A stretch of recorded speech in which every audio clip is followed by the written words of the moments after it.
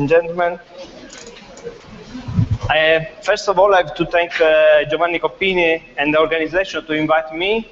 It is a very, very interesting conference. I'm learning a lot.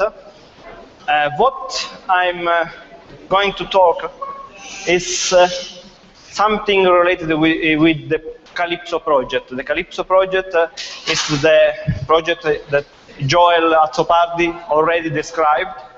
I will show you something more, some different things, and especially from the Italian side. The Italian antenna was installed within a port, in the Pozzallo port, and the installation has been completed on the 13th of August 2013. You can see some picture here of the installation. We are very, very proud to have this installation. The installation process was a very, very long process, because we need to ask permissions, more than 15 permissions. So we took something like 18 months to reach the target. It was necessary an Italian coordination. So UNIPA and myself act as a coordinator of the Italian and Sicilian actions. So some problem with the bureaucracy, but then we reached the target. This is the shelter of the system.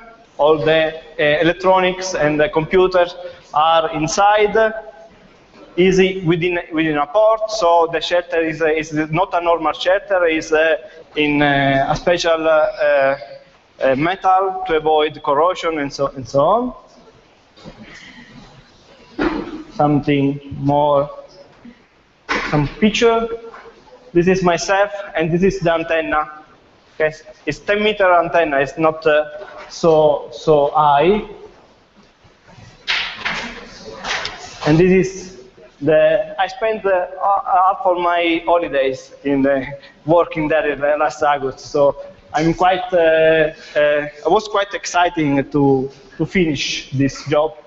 Okay, this is a sort of good picture of the system. As Joel already showed you, each antenna is able to measure the radial velocity. This means that to have a two-dimensional map of the surface current, you need at least 2 antennas. We have 3 antennas, 2 in Malta and 1 in Sicily. The combination of the 3 signals allow us to have the map. What I'm showing in this slide is available in this website for free. You can, in this moment, connect and have a look at which is the situation of the surface current in this moment. Okay, 1 hour ago.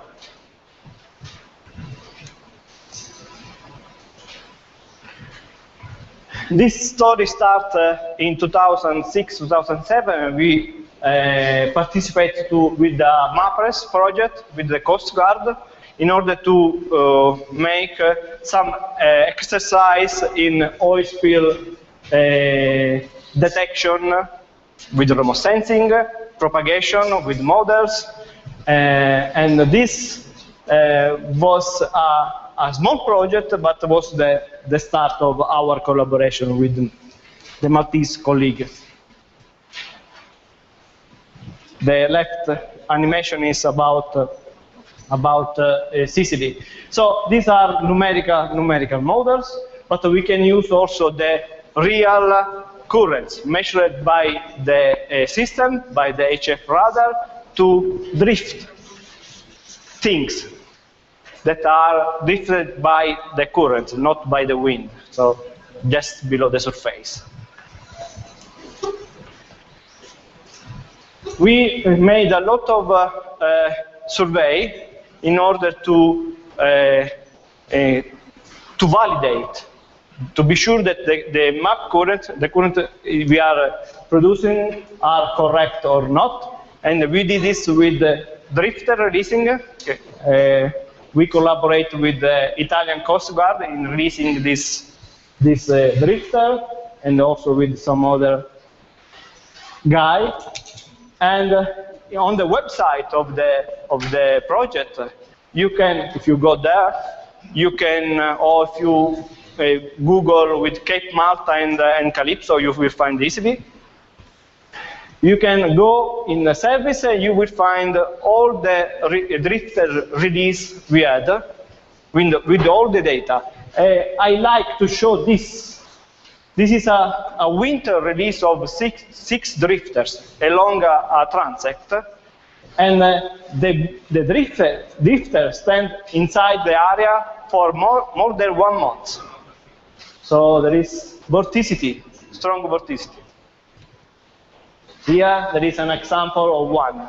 So this drifter was released nearby Malta, but after 20 days was in front of Sicily.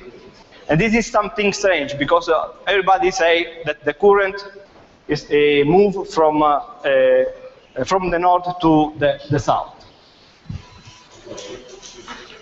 We perform also different measurements, not only drifter, but also ADCP measurements.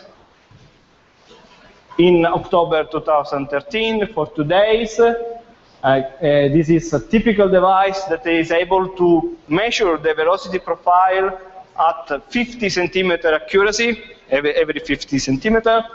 And we perform this measurement in that way. We arrive in the point, then the engine of the boat was switched off, so we were drifting with the current and the wind, and then we made the measurements. So engineless.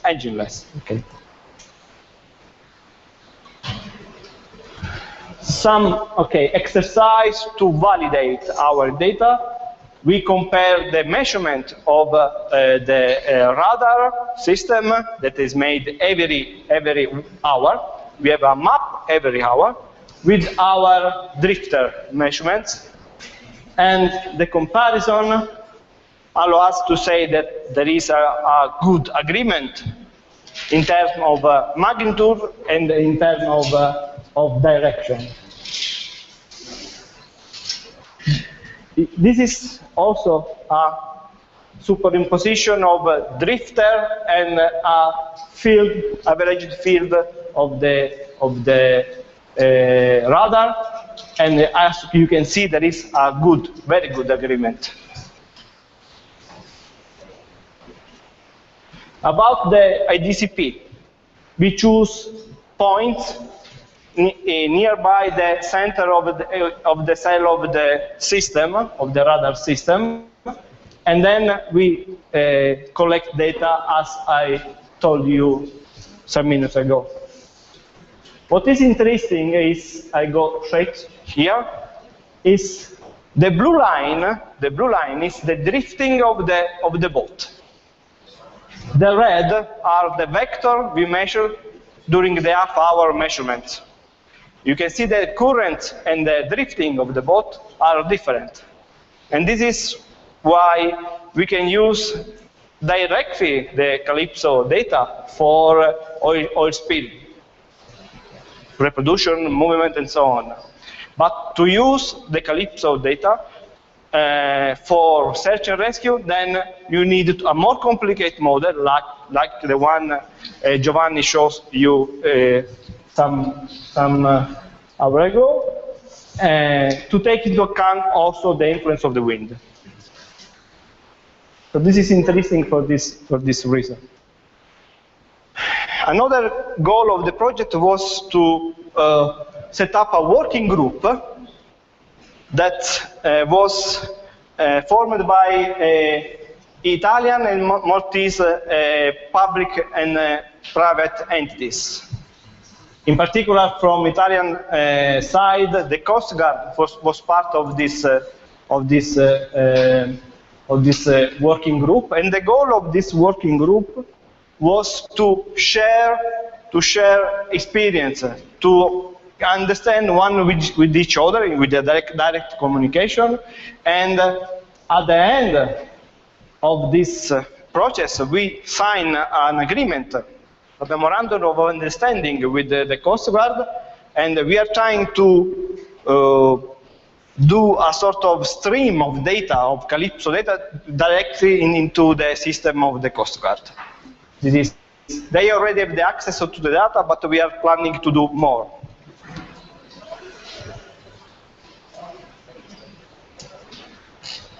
Another product we reached was a draft of operational plan, common operational plan. Finito. A draft of, you know that from Italy and France there is the Ramoge agreement. There's an agreement to intervene, to act in case of accident or pollution in cooperation. We did the same for Malta and Italy. This kind of agreement didn't exist before, and this draft is now under the examination of national authorities, both Italian and Maltese. Okay, this is the operational. This is a part of this plan. Further expansion of the system. We already applied to have money to set up another antenna in Sicily. So this to have redundancy and to increase the coverage. So in the north part of Sicily, I don't know if it's in 1 month, but for sure in 1 year, 1 year and a half, we will have another antenna that in case of a failure or low signal from the Maltese side, will cover the Sicilian and the Italian coastal area.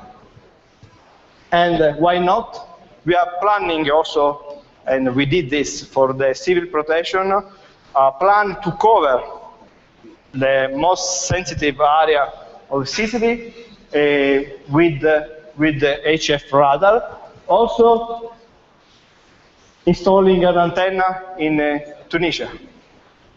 In this way, we can cover all this area. If you remember, this is a very, very trafficked area. So it's important to try.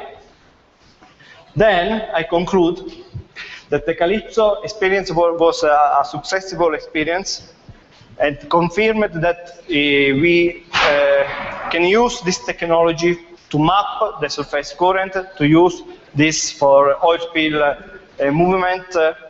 We can also merge this data with model using data simulation procedures.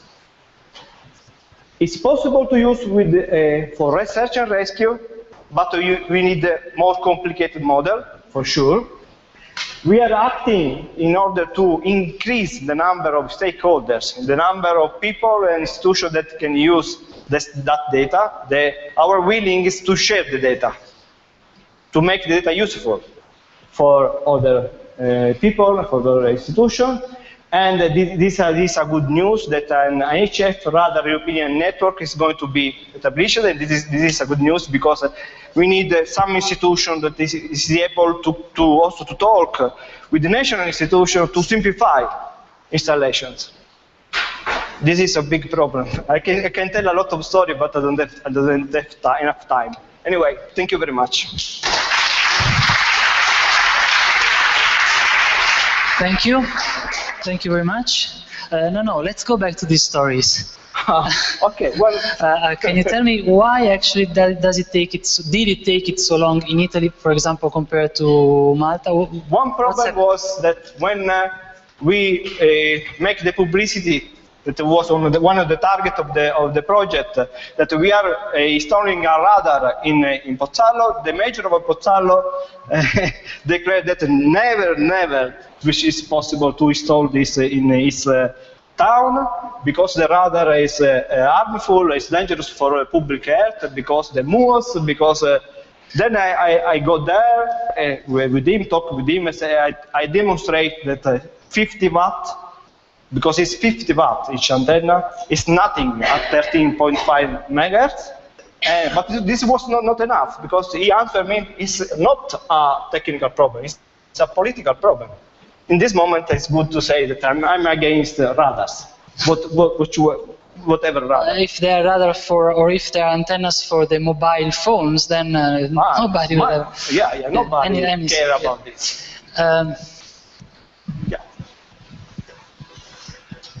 Just a question. You are able to detect also small current, or do you need intensive current like in the... It's a matter of roughness. If the sea surface is rough, then there is a back propagation to the antenna, and then doing a spatial elaboration of the Doppler shift, we can generate the radial currents. If the surface is flat, the system doesn't work. This is so also on the velocity of the car. Yes, should be rough. In movement, but rough. If it's smooth and in movement, we don't detect anything. The principle is the backscattering. Okay, and the 13.5 megahertz frequency was not a choice, but was made because we studied the typical wavelength of a wave in that area. It's not free, this choice.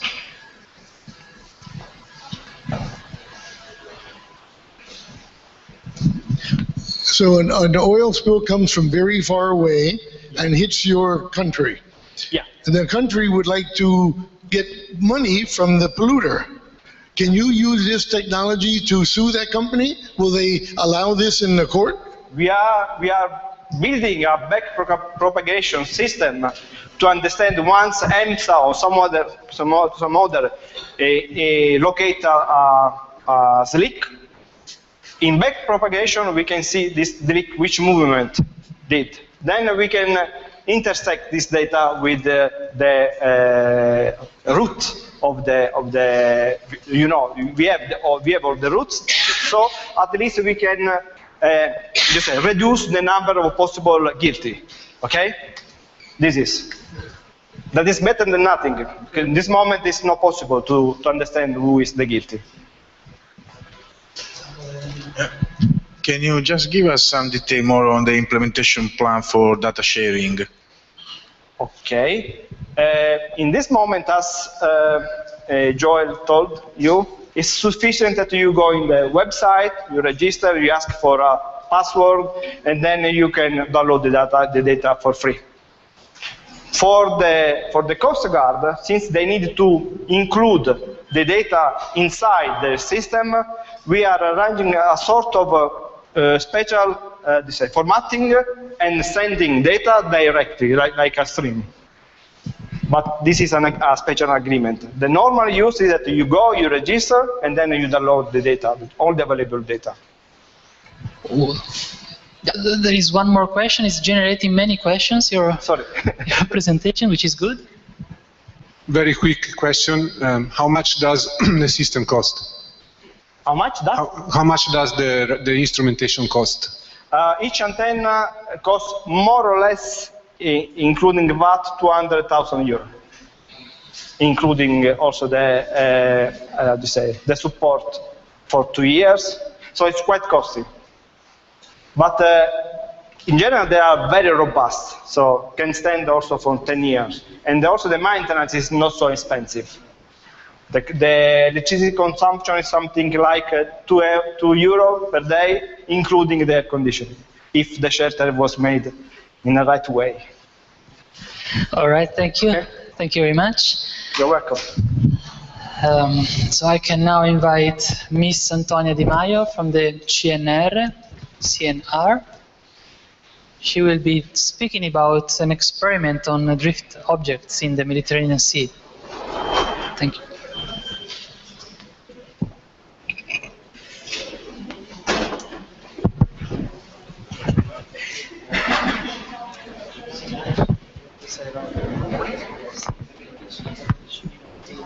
Non c'è problema, sarò nei 12 minuti.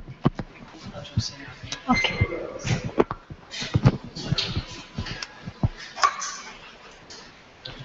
Con questo avanti, con questo Avanti e indietro le slide, questo è il NASA.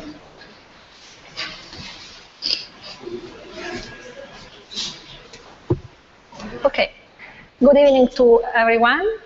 My name is Antonia Di Maio. I work at CNR, the Italian Ship Model Basin in Rome. I speak about two different experiments executed in the Mediterranean Sea about an operation of search and rescue. A few words to introduce my model.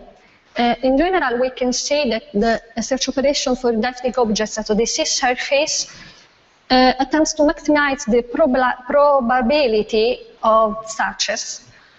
But this term,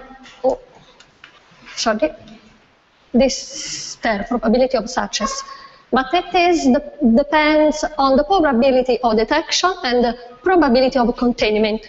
My work is about exclusively this term, because the probability of detection depend on external factors such as visibility or availability of the resource and so on. About this term, the estimate of the search area is based on the determination of the forcing acting on the target, and one important aspect is the parameterization of this target. In general, if you can define with good resolution the forcing, we can obtain an ensemble of solutions that describe the trajectories of the targets on the sea. And the model that I use, the leeway model, developed this aspect by means of a Monte Carlo technique, stochastic technique. But I said the important aspect is the parameterization. Actually, the leeway model considers the drift properties by means of a classification of targets. There are 63 classes of targets, and by means of in situ experiments have been founded the statistical parameters that describe the response to the targets to external forces. In the model, it is possible to define the model has 8 degrees of the freedom to define the last known position of the target. If you know exactly the position of the target, we can force into the model considering just the point of the stress, okay? But if we don't know the last known position, and it is normally the real case, we can set the last known position by means of 8 degrees of freedom.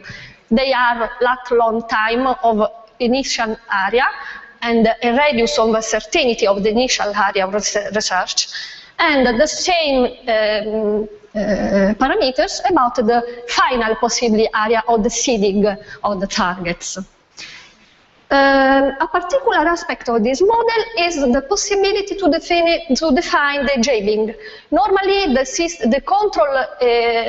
command and control system, CCS, used by Coastal Guard, that based on the vectorial composition of the forcing, as described in the YAMSAR manual, don't consider this aspect. Okay. About my experiments. I start by a real case realized in the Mediterranean Sea last year. On July in 2013, between 20:30 UTC Zulu and midnight, passenger falls into the sea from cruise liner Bonaria, ship liner from Sardinia to Civitavecchia. By means of AIS, I take the exact position of the ship during this time interval. In this point, the system of command control system, considering the cities of the point of distress, and produced some results. This is the position rest that take place after 10 hours at 10:30 of the day after. Okay. We have used result of the model of circulation, which resolution is 2.3 kilometers. Okay, it is a high resolution, and the SMWF for the wind. And in this snapshot, you can see the initial seeding. This little line is the space interval within I have seed the particle simulated that probably falls into the sea. Okay, if you can, this snapshot after different hours, how we can see how aumenta, come si dice, more seeding. Okay, more seeding of the particle in the successive hours. After the period of the seeding, the model begins its simulation. And here we can see how the distribution of particles realized in the time. Last snapshot is about the rescue time. And in red we can find the point of the rescue, okay? Here, the animation at different hour.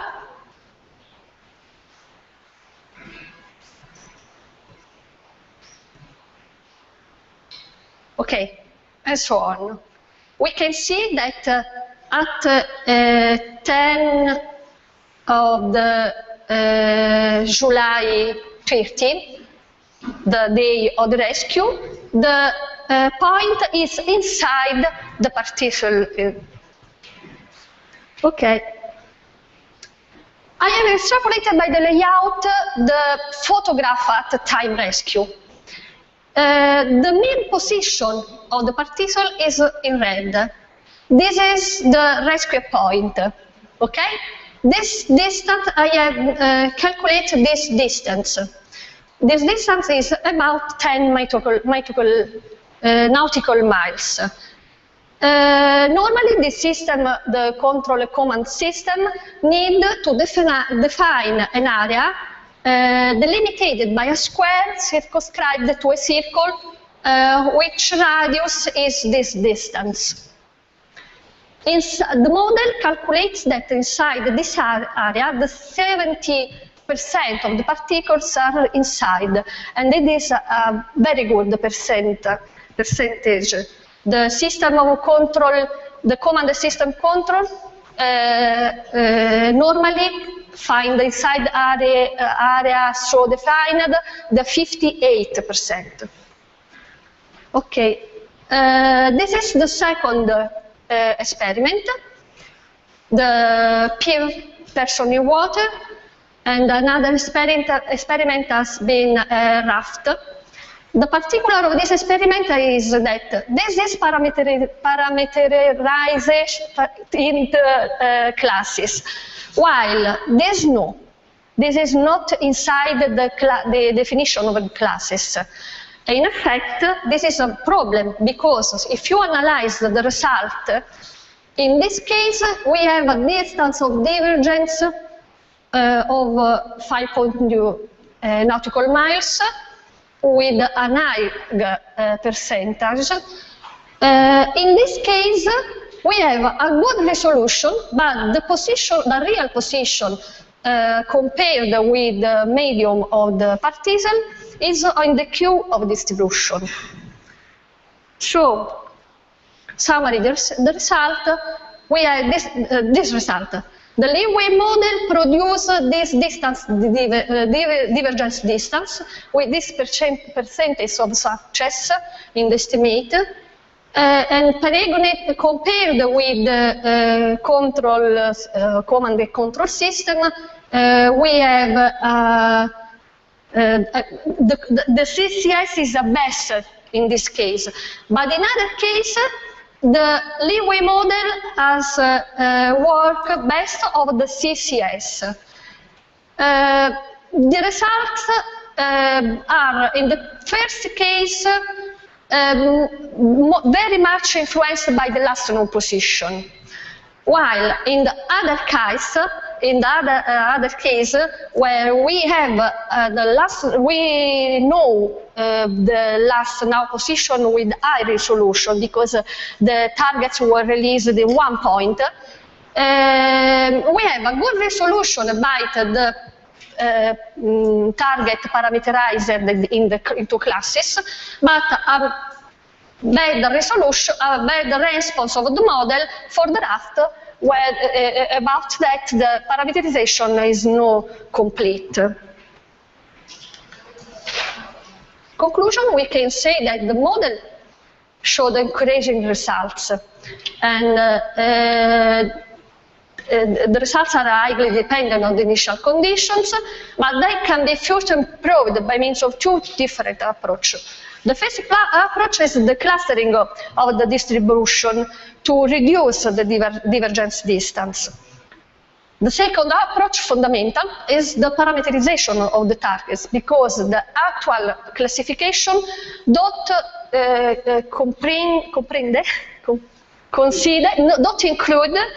include all type of targets. That's all.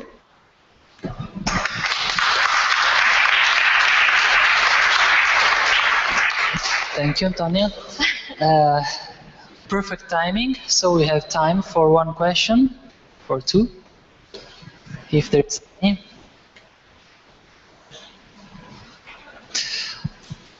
Thank you very much. Questions are probably coming during the coffee break, which I can announce it's not probably in your program, but there is one coffee break. Yeah, say 3:40, 4-ish, depending on what stage we are. But at 3:40, about 3:40, we have a coffee break. But now I'd like to invite Mr. Alessandro Danca of the CMCC, speaking to us about data management platform for SSA.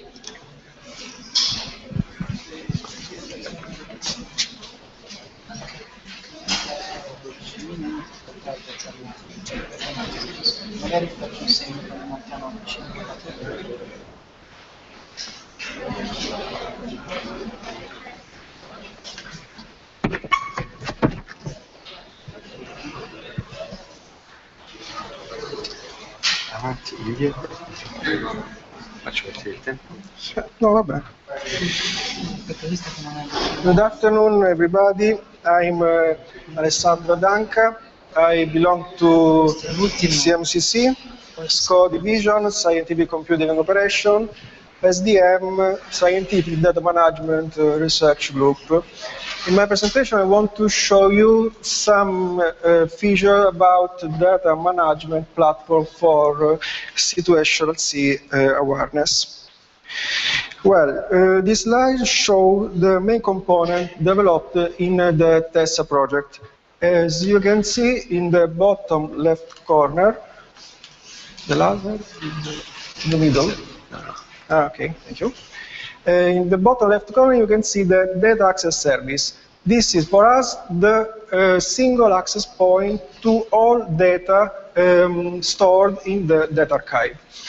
The data access service relies on NFS network file system and GPFS general parallel file system, and it exposes many kinds of services as FTP, HTTP, or threads for file browsing, or VNDAP for subsetting, etc. In the top left corner, you can see some metadata services we deployed inside the TESSA project. for example, ESGF and GeoNetwork. Using this kind of metadata service, an intermediate user can enable the search and discovery phase and eventually download data from the archive. The main component of the architecture is in the middle, that is the Okeanos cluster machine. Inside the Okeanos, there is many daemons we developed that transform all raw data into transformed data.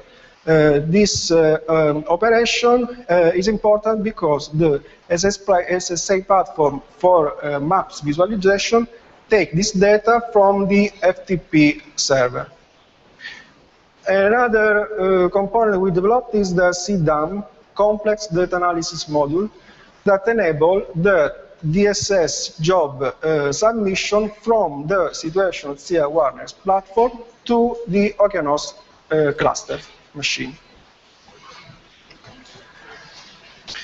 This is the current service architecture in TESA project.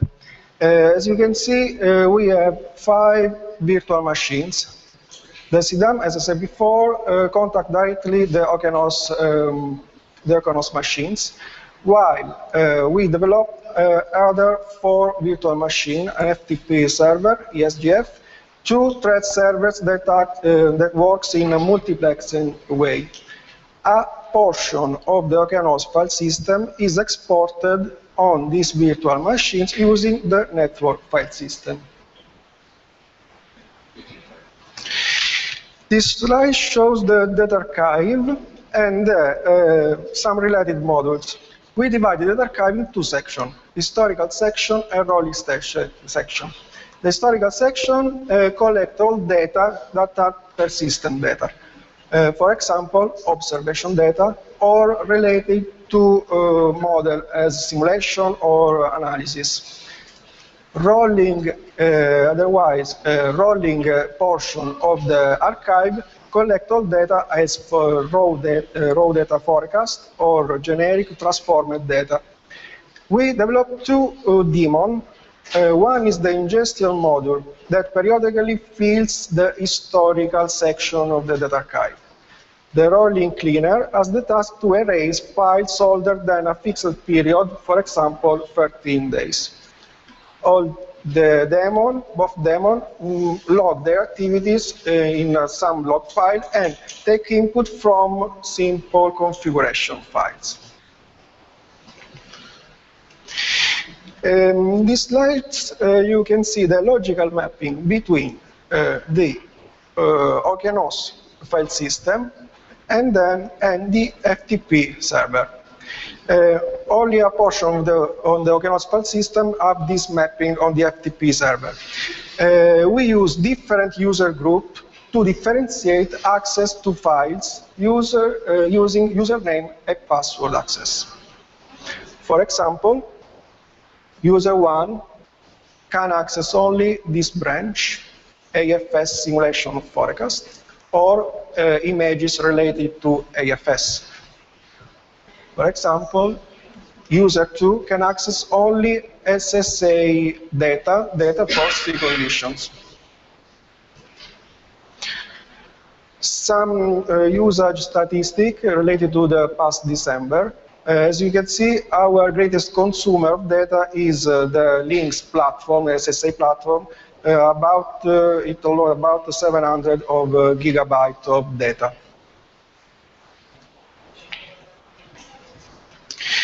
I want to show you some feature about the TESA products data flow. Well, we take raw data from such kind of external providers as ENGV, as CNR IMC or CNMMC, and other data from another supercomputer we have in the supercomputer centers called Calypso. All the data are stored in the Okeanos file system. As I said before, a portion of this file system is exported on the DAS or on the metadata service to allow the download from external user or from sea condition links SSA platform. In TESSA project has been deployed an SGF, an Earth System Grid Federation service, that is a system of distributed and federated nodes that interact dynamically through a peer-to-peer protocol. It is composed by 4 principal services: data node, the secure data publication and access; index node, metadata indexing and searching; an identity provider module for user authentication and group membership; and the last is the compute node for analysis and visualization. An example I want to show you an example for using the SGF search interface. You can use the text field in the top of the page for allow the search and discovery phase, or you can use the search categories on the left called facets that act as a nested filter. After the searching phase, clicking on a result will show the metadata related to the dataset. You can see metadata related to a TSCRIM data, okay? And if you want, you can download the files, adding it to the data card. Recently, another module has been developed. It is a simple command line based information system for TESSA. The aim of the information system is to build an index of TESSA products to enable the search and discovery phase operation on data, but using a simple command line interface. The service builds a catalog using some metadata, file name, file, etc. All the metadata are stored using a MySQL database. It's possible to publish or a single file or to scan directories recursively. And the user can customize any query or add new query editing a configuration file. This is some examples of queries. Some metadata can be extracted from a AFS file, for example, file name, path, size, application, resolution, production date, number of level, horizontal bounding box, etc. This slide shows the different information system modules and the interaction with the other modules developed in TESSA. MS publish, get metadata from file attributes and populate the MySQL database, while MS unpublish delete the entry from MySQL database using the rolling cleaner procedure. A user can search and discover data from MySQL database editing a query list, a file containing a query list. This is an example, a simple example of configuration file, label, query, and a parameter. An example of search operation lists the files which contain the bounding box, latitude 40, 41, longitude 17, 19. This is the command. MS search contain 40, 17, 41, 19. These are the output, file name, and the path where you can find it. Finally, I want to show some slides related to the complex data analysis module, CDAM, that provides a job submission service for TESSA infrastructure, and it is related to the DSS tasks and use case, implements an asynchronous mechanism to perform the output deliveries, and rely on RESTful interface, JSON input and output data format. Architecturally, the main components are the REST interface that accept and analyze the incoming request. The CDAM scheduler prepare the target environment and contact the target machine to perform the remote task. CDAM launcher launch physically the job submission on the target machine and return the output to the message broker on Link's SSA platform. A simple use case we implemented for BSIR and ship routing and search and rescue submission. User can submit a DSS request using a web browser. SSA platform contact the REST interface with the correct DSS submission parameter and launch the DSS submission on the OceanHost cluster machine. The CDAM launcher runs the specific DSS algorithm, and then the output files are returned to SSA platform that produce maps or routes and then return it to the user web browser.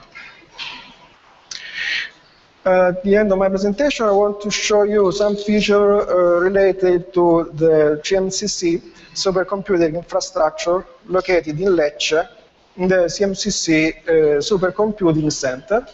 Supercomputing is the core of the CMCC activities that are focused on numerical model solution and methods. CMCC plays a leading role and actively participates in the cooperative effort towards exascale computation. Operates in its own supercomputer center, whose facilities have been ranked since 2008 in the 500 most powerful supercomputing system in the world. Well, some technical feature about our supercomputing facility. We have two cluster machines, Athena and Calypso. I want to focus my attention on Athena.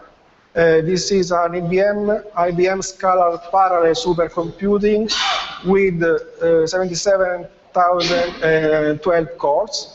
It is an Intel Xeon Sandy Bridge 2.6 GHz of frequency, 13.1 terabytes of RAM compressively, 4 GB per core, 160 teraflops of peak performance.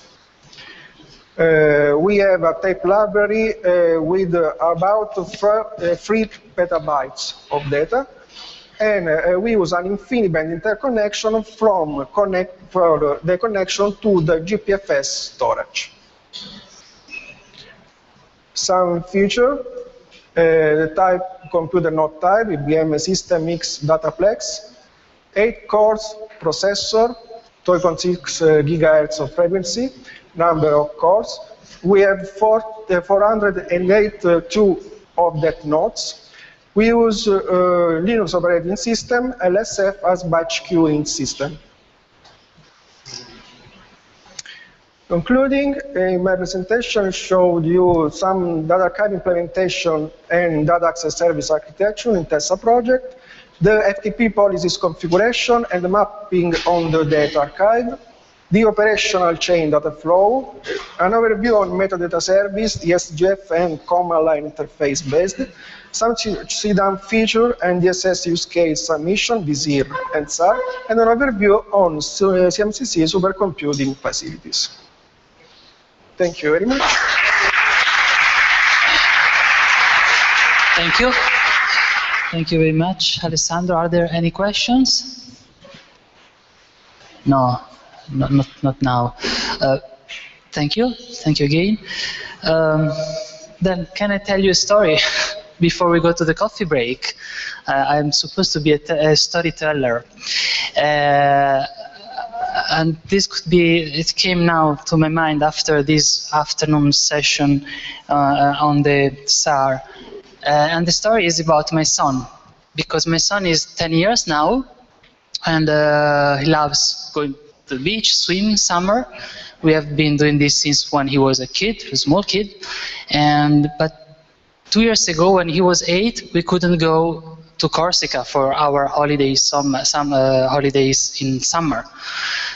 We love Corsica, but we couldn't. Why couldn't we go to Corsica?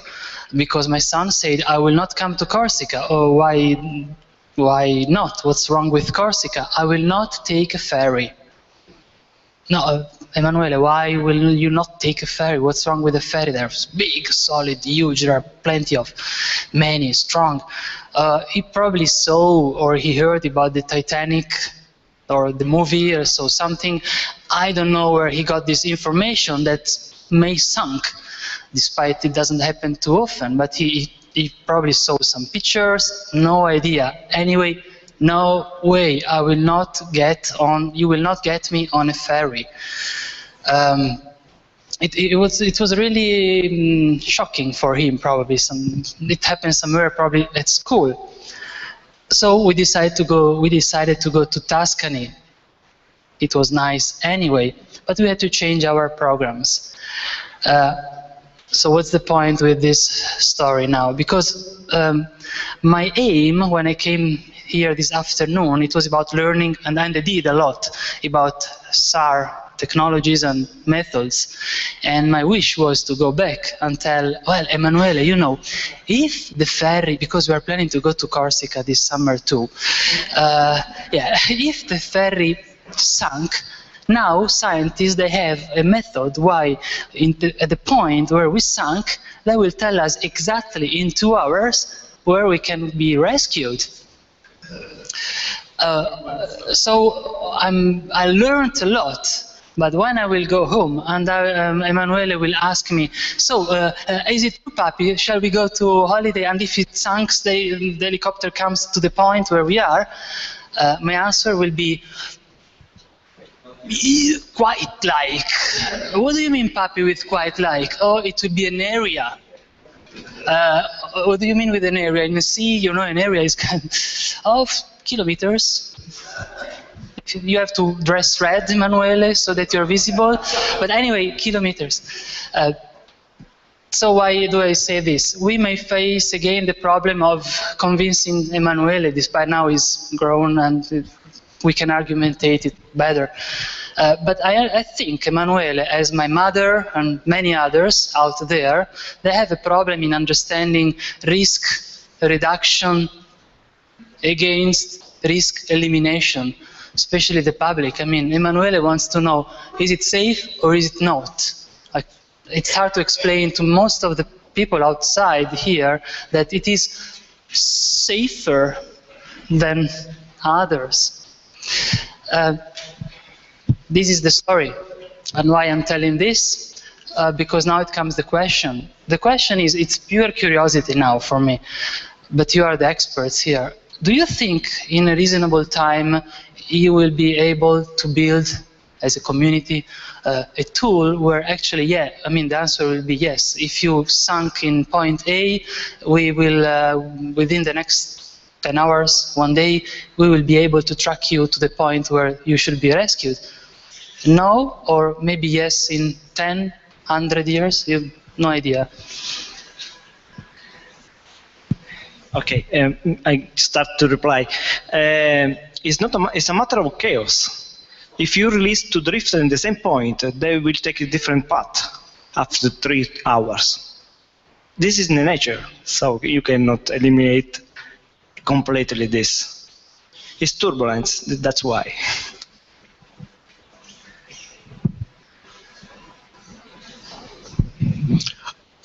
I would say if you want to get the public to participate and they're very worried, you could buy them a little beeper to put on their arm that will send a signal to somebody to find them.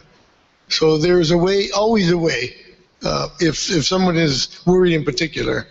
Models are getting better, more and more data is coming in, and I think in 10 years we'll figure out how to use all this. It is a very difficult problem, but we have smart people, and I think we'll be able to figure it out. I'm from Tuscany, so I'd say Tuscany. You can go to Tuscany next. No, I'm joking. But I think the error will be reduced as it is normal if we are supported also to do the research and to install instruments that cost, observing system, and improve the modeling. So the error can be reduced. And we have demonstrated that as a scientist. Improving the system can reduce the error. So instead of a few kilometers, you can go to a few meters, and that will increase.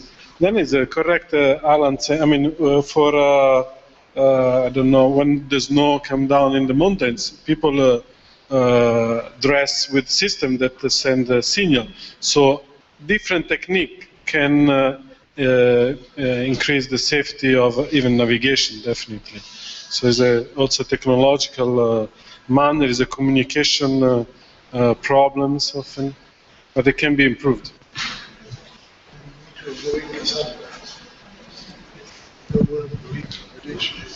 Okay, thank you for your explanation. This is what I will communicate to my son, or I will buy a bip.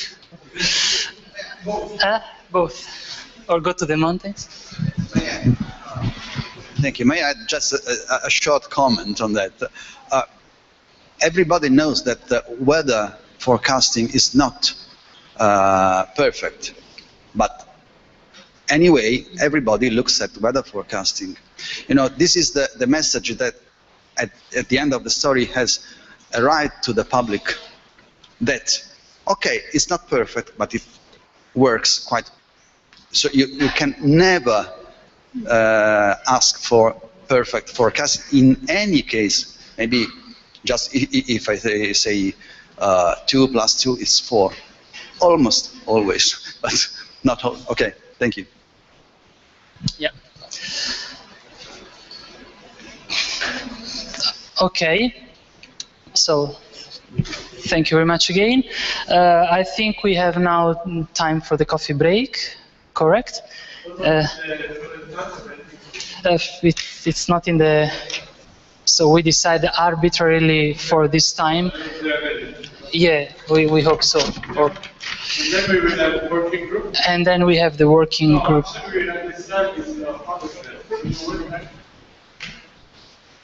I think we will go directly to the plenary after the coffee break and present yesterday's results and elaborate in details the conclusion all together instead of splitting again. So after the coffee break, let's say 4 o'clock or a bit, yeah, 4:05, we can meet again here and go plenary and go through the results of the working group, improve them with more detail on oil spill and SAR, and conclude.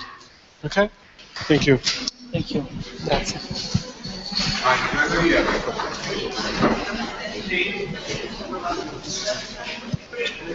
Io ho fatto proprio questo esperimento, ci ho rilasciato 2 dritte. Wow.